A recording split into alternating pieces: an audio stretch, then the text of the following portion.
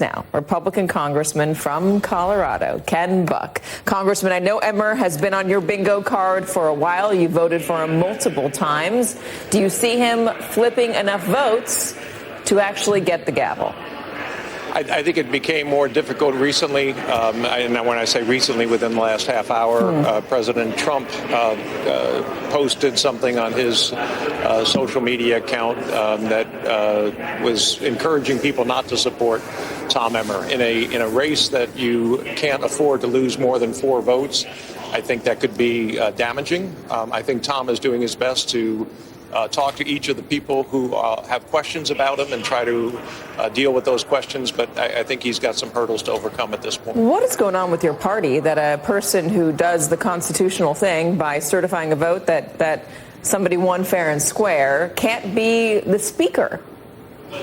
Well, I'll tell you, I certified the vote also. I don't want to be speaker, but I do think that Tom has done the right thing consistently. He is one of those folks that is very honest, very forthright, and I thought he would have a really good chance because of that, because you know exactly where he stands on every issue. But it is the way it is right now. We have to overcome this issue. Okay, so if it can't be Emmer, can't be Scalise, can't be Jordan, can't be McCarthy, who can it be? It can't be Buck, but it can be perhaps Mike Johnson, perhaps Byron Donalds. There were a number of people on the ballot today that did well. Tom did the best. We'll see. We'll see if Tom is able to get the votes. I just don't know that he can. But I think we go back to the drawing board and figure out who the next person up is, and then give that person the chance to talk to his folks that are opposing. Are you confident that come 13 working days from now, the government will stay open, that there will be a speaker to put legislation to the floor? I am confident of that. And before 13 days from now, what I'm confident of is that we will either elect a speaker like Tom Emmer, and Tom certainly has my support, or we will elect somebody on a temporary basis to make sure we get through this period where we have to deal with a potential government shutdown, where we have to deal with a potential bill coming over from the Senate involving Ukraine, Israel, border security, Pacific Rim, supplemental funding. What makes you so confident? Because so far we've seen nothing that lends to this actually getting resolved. I mean, we keep seeing failed votes. We keep seeing these nominees who get a broad number of Republicans, but still fall well short of the number of Republicans they need. There seems to be a group of holdouts in your party, and you were once one of them for McCarthy, that just refuse to go on to get along. Absolutely.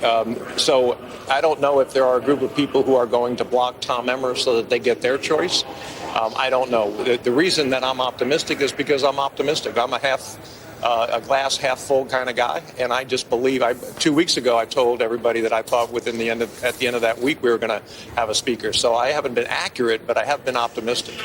Let me ask you about the things that need to get done other than funding. There's this package that the White House is sending to Congress. They want aid for both Ukraine and for Israel. That is going to be stalled because there's nobody to put it to the floor.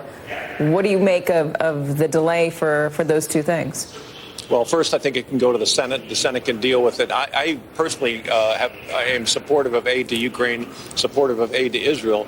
The question I have is if there are some pay-fors in that aid. Will President Biden agree to reduce the number of IRS agents from 87,000 down to a number so we can help pay for that aid? Will we reduce the number of electric vehicle recharging stations paid for by the federal government so we can pay for some of that aid? I want to see the pay-fors and move forward. But certainly we need a speaker to do that.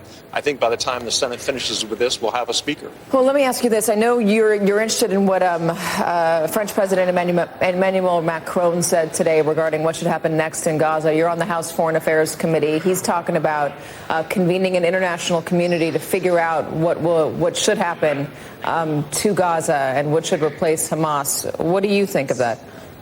I don't think the French have any business in this, and frankly, I don't pay much attention to Macron. He was willing to sell Ukraine down the road. I think that Israel is going to take care of this issue, and we would be wise to support Israel in how they proceed. So you do not think there should be an international community to go in and help set up a government? Do you think that Israel has the authority to help Gaza lead itself, that Gazans would accept that?